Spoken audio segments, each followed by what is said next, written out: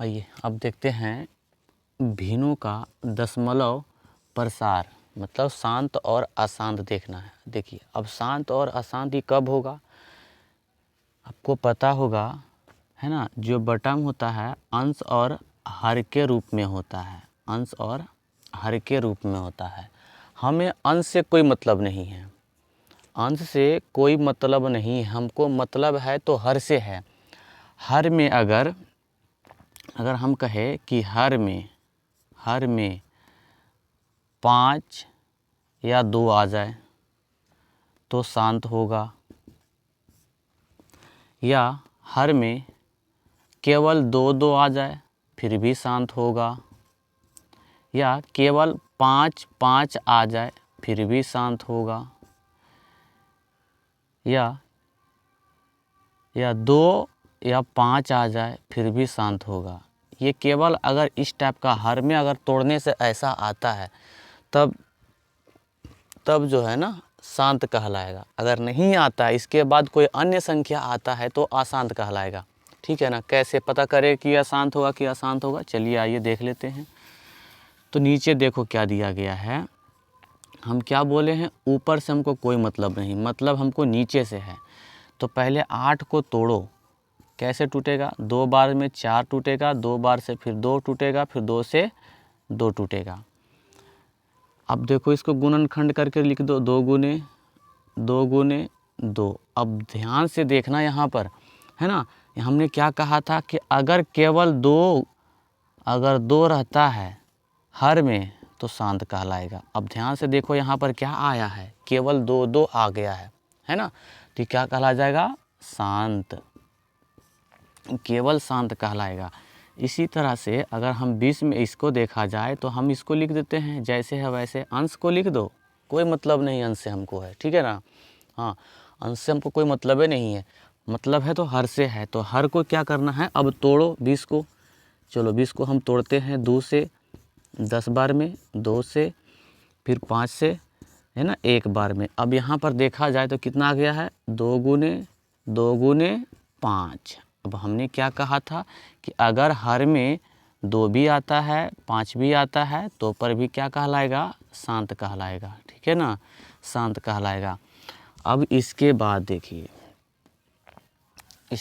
देखिए, अब यहाँ पर है कि 14 दूनी 28 कट जाएगा पहले, और 15 दूना 30 कट जाएगा। अब इसको इधर लिख देते हैं, 14 का 14 ही लिख देते हैं। ठीक है।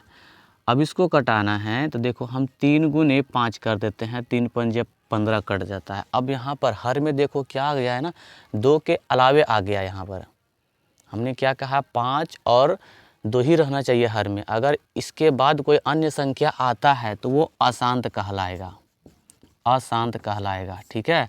चलिए यहाँ पर देख लीजिए, यहाँ पर देख लीजिए क्या होगा, कैसे, 3 दूनी 6 और 3 पंजे 15, है ना। तो ये क्या कहला गया, शांत, शांत कहला गया है। अब यहाँ पर देखकर बताना है कि ये शांत है कि अशांत है। 11 का 11 लिख दो, कोई दिक्कत नहीं है। अब नीचे देखो क्या है, 2 है और 5 है ना। तो ये भी क्या कहला जाएगा, शांत कहला जाएगा। यहाँ तक क्लियर हुआ, बताइए, है ना। यहाँ से तुम्हारा ऑब्जेक्टिव एग्ज़ाम में रहता है आप लोगों का, ठीक है ना। ऑब्जेक्टिव रहता है, ऑब्जेक्टिव में पूछा जाता है, शांत और अशांत पूछता है, ठीक है ना। हाँ चलिए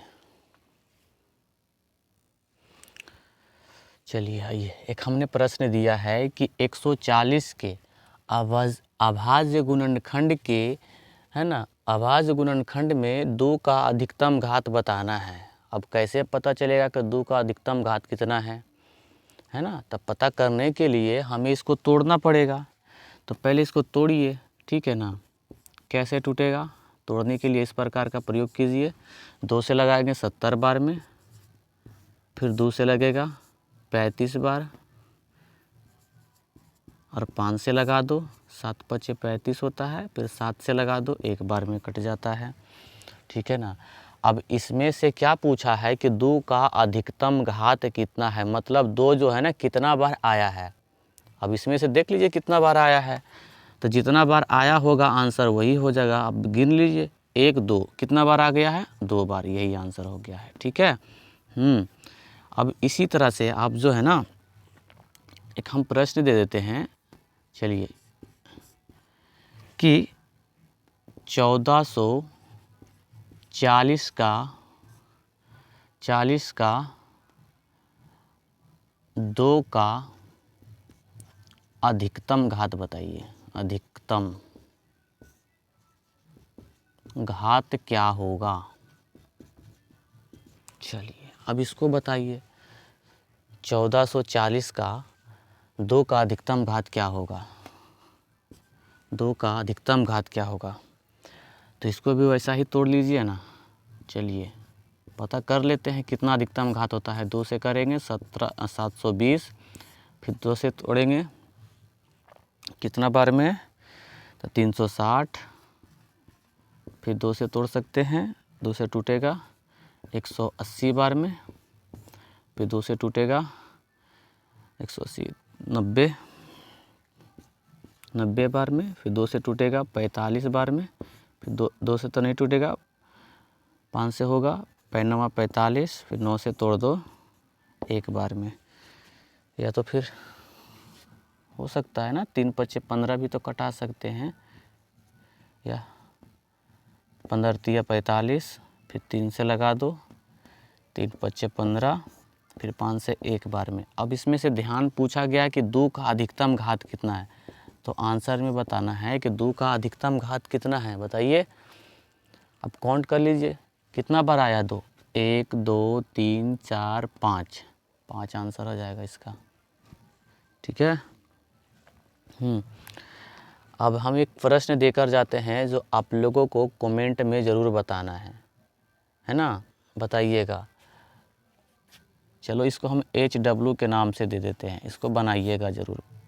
क्वेश्चन है कि 1600 में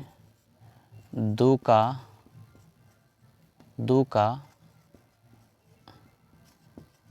अधिकतम घात क्या होगा। ठीक है ना। हाँ, तो 1600 में 2 का अधिकतम घात क्या होगा बताइएगा ज़रूर। ठीक है ना। चलिए यहाँ तक क्लियर है तो बताइए, कोई दिक्कत नहीं है। चलिए देख लीजिए।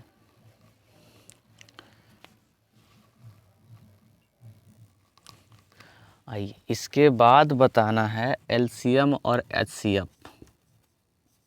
एलसीएम और एचसीएफ एकदम बताइए, एलसीएम और एचसीएफ। पहला हमने एक सवाल दिया कि 18 और 40 का एलसीएम और एचसीएफ बताइए क्या होगा। 18 और 40 का एलसीएम और एचसीएफ, तो हम पहले एलसीएम निकालते हैं। तो 18 और 40 का हम 2 से लगा देंगे, 2 से लगाएंगे 9 दूनी 18 और 20 दूना 40। अब नहीं कटता है तो इसको एलसीएम लगा लो। तो एलसीएम बराबर क्या होता है, 2 गुने 9 गुने 20।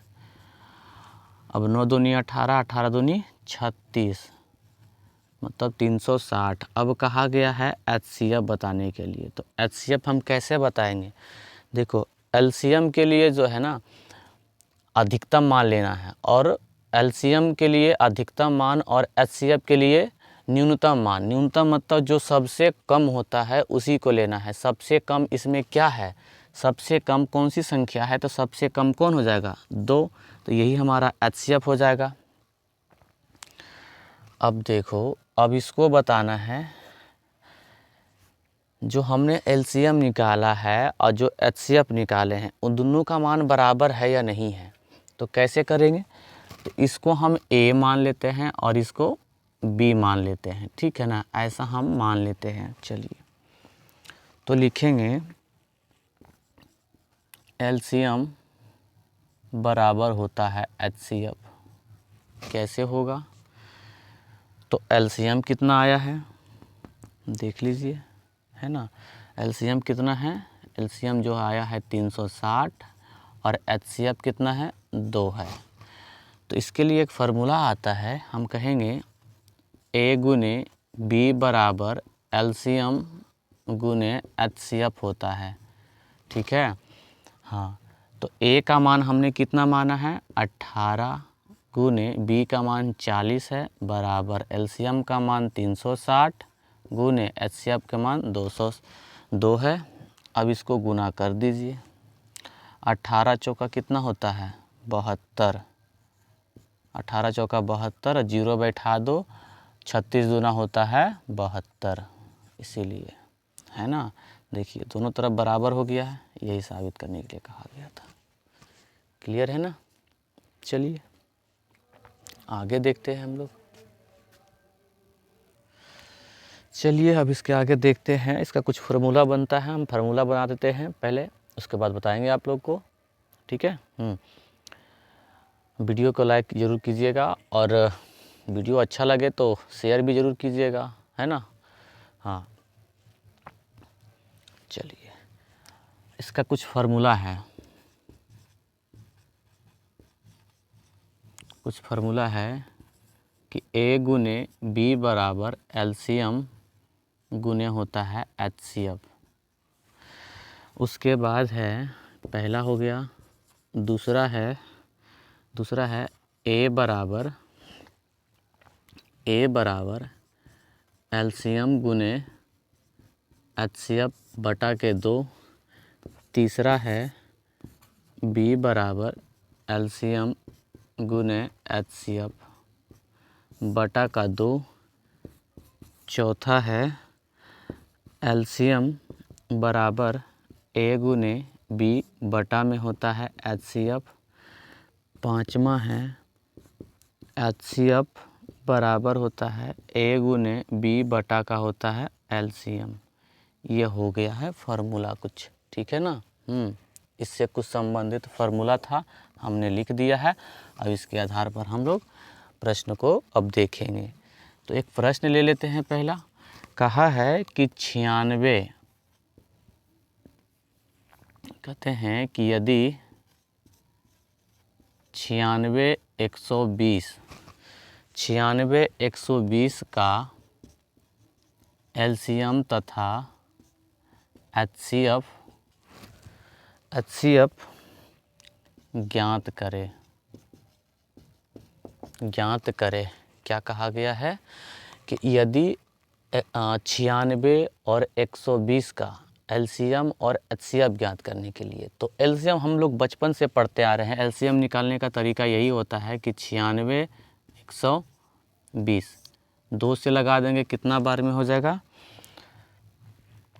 तो 48 दूना 96 और 60 दूना 120, फिर 2 से लगा देंगे, 24 दूना 48 और 30 दूना 160, फिर 2 से लगा देंगे, 12 दूना 24, 15 दूना 30, फिर 3 से लगा देंगे, 4 तिया 12 और 3 पंजे 15 होता है, ठीक है।